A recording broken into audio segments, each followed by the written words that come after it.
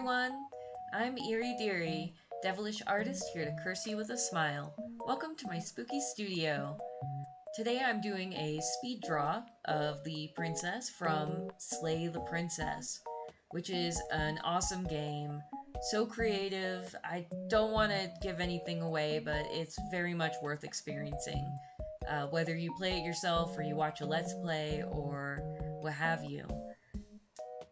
So this is a kind of a different sort of speed draw situation.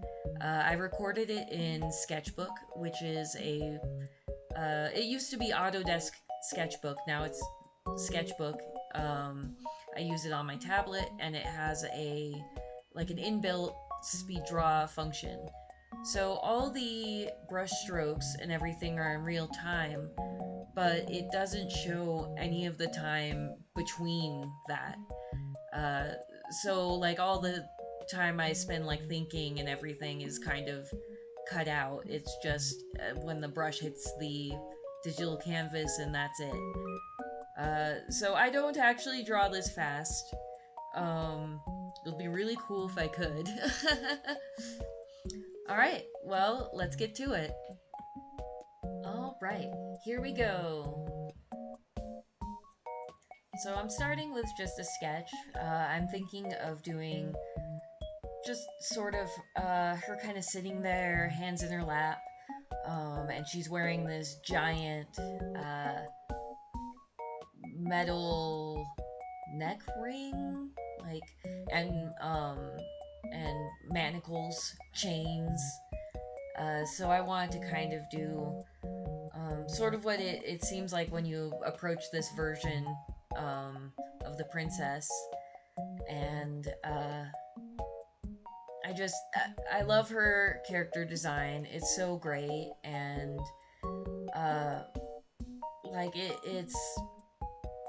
it's one of those deceptively simple designs where it just seems like oh wow, this is very simple, and then you actually go to draw it or you look at it closely and you go, oh whoa, there's a lot to this.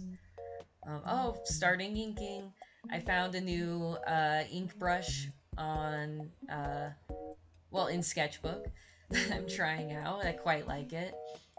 I know her eyes are ginormous at this point. I'm gonna fix that later. I think I had some shoujo eyes going on.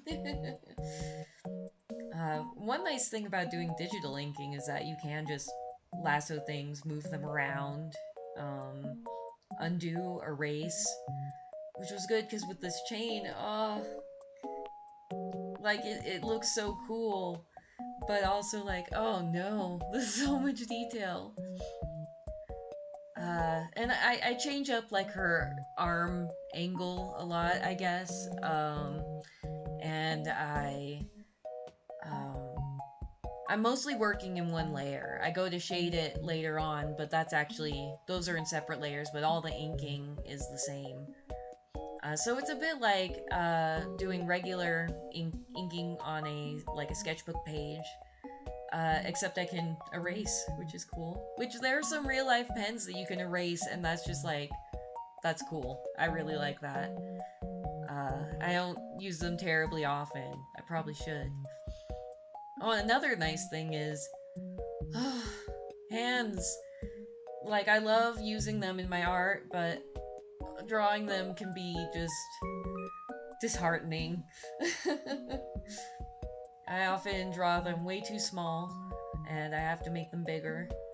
I think yep, there we go. And I hope I'm not making anyone seasick with this. I tried not to move the canvas too much, but sometimes you just get a really good angle just by turning it a little bit. I really like this program. It just makes sense in my mind, and I can just very much go and not worry too much about oh, how do I what button do I need, what shortcuts do I need. It's just kind of I mostly use one brush and an eraser. There are many awesome brushes, and sometimes I'll use all of them, but with this it's just the one inking brush, and oh, here we go. Yeah, Let's make those eyes a little less scary huge. There are some I guess versions of the princess where she does have those big ol' shoujo eyes, but with this one she has more of like a serious sort of look to her. She's so cool. The whole game is so cool. Um, and I'm doing this actually as part of hashtag Slaytober, which is actually put on by the people who made Slay the Princess, and it's so cool. If you search the hashtag, there's so much amazing art from fans of this game, and it's just really cool to see how much uh, this game resonated with different people to the point of wanting to make art about it and making lots of art about it. This is actually the second piece I've done of her for Inktober, and I will do it again. Oh, chains. It's another thing that's like, oh, I love the look of this, and then I'm inking it like, why did I choose this? No!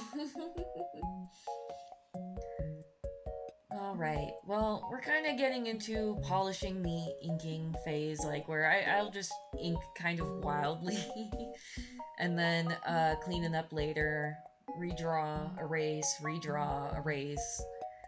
I kind of figure that, like, I like to draw it wrong, well, or just draw it and then go like, oh, what do I need to fix in this?